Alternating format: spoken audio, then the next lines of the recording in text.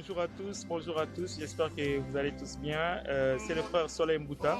Aujourd'hui, je souhaitais en quelques secondes faire une illustration d'une publication que j'ai faite cette semaine sur ce qu'on a appelé le tabernacle de Moïse.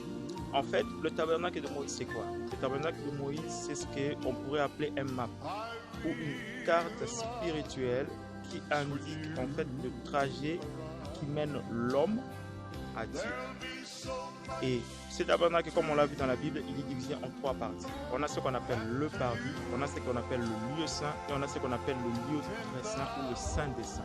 Le parvis, c'est la symbolique du sacrifice de la chair, comme je l'ai dit dans une de mes publications passées.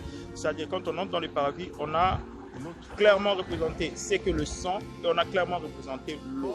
Le sang et l'eau sont une symbolique qui représente le corps de l'homme, le sacrifice de la chair. Une fois que le corps est sacrifié à Dieu, on entre dans le lieu saint. Et dans le lieu saint, qu'est-ce qu'on trouve? On trouve les chandeliers, la table de pain et ce qui va avec. Donc ça, ce sont les éléments qui font référence à l'âme. Donc dans le lieu saint, ce qui est sacrifié à Dieu, c'est l'âme de la personne.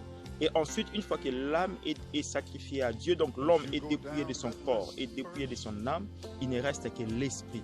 Et c'est l'esprit qui entre dans le Saint des Saints ou dans le lieu très saint, où il communie avec Dieu, donc il se produit en quelque sorte. C'est que dans un de mes posts, j'ai appelé une fusion avec Dieu. L'esprit de l'homme est absorbé, est dissous dans l'esprit de Dieu.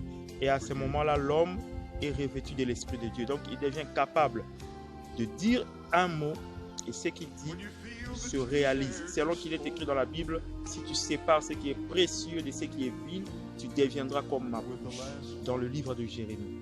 Donc, la séparation dont il est question, c'est la séparation de la partie visible, charnelle de l'homme et de sa partie spirituelle. Le précieux, c'est ce qui est spirituel et le vil, c'est ce qui est charnel. Une fois qu'un être humain sépare les deux dans sa marche vers Dieu, donc dans le tabernacle, si je peux le dire ainsi, et bien ce qui se passe, c'est qu'au bout du chemin,